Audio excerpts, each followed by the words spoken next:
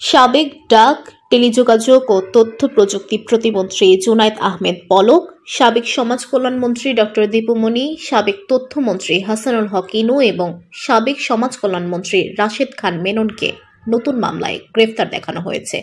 সোমবার সকালে রামপুরা, হাতিরঝিল ও শাহবাগ থানার নতুন মামলায় তাদের গ্রেফতার দেখিয়ে কারাগারে পাঠানোর আদেশ দেন আদালত। আদালত সূত্রে জানা গেছে, হাতিরঝিল থানার খালেদা জিয়ার গাড়ি বহরে হামলার মামলায় হাসানুল হক ইনু, রাশেদ খান মেননকে গ্রেফতার দেখানোর আদেশ দেন আদালত। শাহবাগ থানার নতুন হত্যা মামলায় দীপুমনি ও জুনায়েদ পলককে এবং রামপুরা থানার নতুন হত্যা মামলায় হাসানুল হক ইনুকে গ্রেফতার দেখানোর নির্দেশ দেওয়া হয়েছে। এ সময় রাষ্ট্রপক্ষের আইনজীবী জানান, জুলাই-আগস্টের গণহত্যায় তাদের প্রত্যক্ষ ও পরোক্ষভাবে মদদ রয়েছে।